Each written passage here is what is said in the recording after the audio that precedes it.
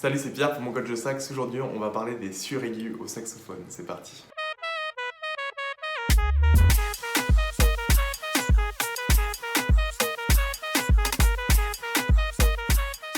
Alors, les suraigus, c'est pas des notes qu'on va jouer dans la gamme chromatique. Donc, les suraigus, c'est vraiment les notes qui sont au-dessus des notes les plus aiguës qu'on joue au saxophone, c'est-à-dire les notes classiques. Et c'est pour ça qu'on les appelle les suraigus. Donc, c'est dans le nom directement qu'on peut comprendre ce que c'est. Donc, quand on joue la gamme chromatique, les notes les plus aiguës qu'on va jouer, c'est celle-ci. Donc on arrive, quand on fait la gamme chromatique, sur le fa dièse aigu, c'est la note la plus aiguë. Si tu n'as pas vu ma vidéo sur la gamme chromatique, tu peux cliquer juste là pour aller la voir et pour comprendre voilà, comment on joue toutes les notes de l'instrument. Et donc quand tu arrives sur les notes les plus aiguës, voilà, c'est le fa dièse, après tu redescends.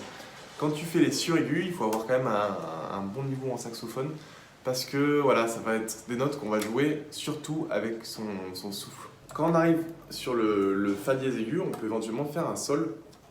Mais voilà, en fait, ça va être vraiment avec le souffle qu'on va arriver à le sortir. Parce que si on ne souffle pas de la bonne manière, si on n'arrive pas à chanter la note pour faire une note plus aiguë, ce qu'on va jouer, ça va pas sortir correctement. C'est pas comme le saxophone, c'est pas comme le piano.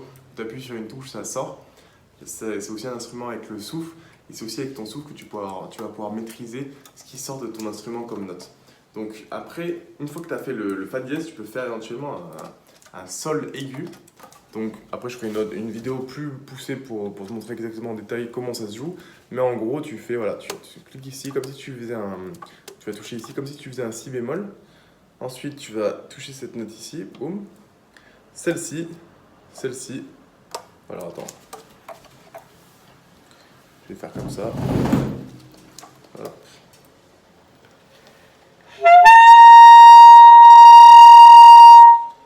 Donc en tout, ouais, tu as pas mal de notes.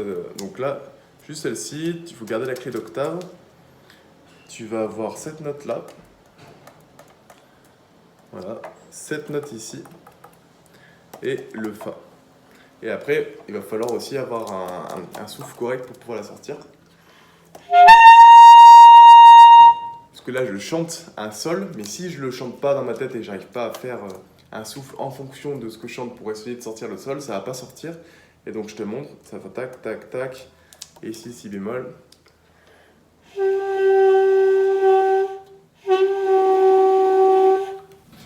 Voilà. Donc là, j'ai soufflé juste normalement, en fait, et il n'y a rien qui est sorti du tout, il y a juste un son un peu bizarre qui sort, parce qu'il faut vraiment après maîtriser le souffle pour sortir le sol sur aigu. Au début, c'est vraiment galère à faire. Et après, tu peux avoir, voilà, au-dessus, après, c'est infini, tu as le sol, la, si, do, tu peux aller jusqu'au ré, etc. Bon. Après, si tu veux faire un la, tu peux faire comme ça.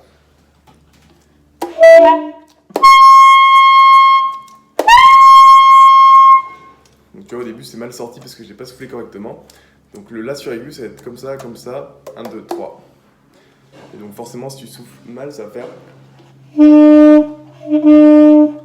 Et c'est que voilà, avec l'expérience que tu vas pouvoir souffler d'une certaine façon qui fait que c'est un la qui va sortir et c'est pas un bruit bizarre qui va sortir. Donc voilà, ça c'est un très bon exercice à faire une fois que tu maîtriseras vraiment les aigus au saxophone. Donc une fois que le ré, dièse, mi, fa dièse, ça sort nickel dans les aigus, là tu pourras commencer à t'entraîner à essayer de faire le sol, le la dièse, le la et sur aigu. Donc une fois que tu arrives bien à faire ça, il faut vraiment maîtriser le fa dièse, que tu puisses le sortir tout seul, que les aigus, il n'y a aucun couac, etc. Une fois vraiment que tu maîtrises ça, tu peux commencer à jouer les suraigus, mais vraiment pas avant, parce que déjà, il faut déjà maîtriser les aigus. Quand on commence sur le saxophone, c'est assez compliqué. Et une fois que tu maîtrises l'aigu, tu peux commencer à essayer de faire les suraigus. Voilà, je fais des vidéos un peu plus spécifiques pour te dire comment faire exactement chaque suraigu. Mais voilà, pour l'instant, si tu n'en es pas là, commence déjà par travailler les aigus. Laisse-moi un commentaire si tu as la moindre question par rapport à ça, et sinon on se dit à la prochaine pour une nouvelle vidéo. Ciao!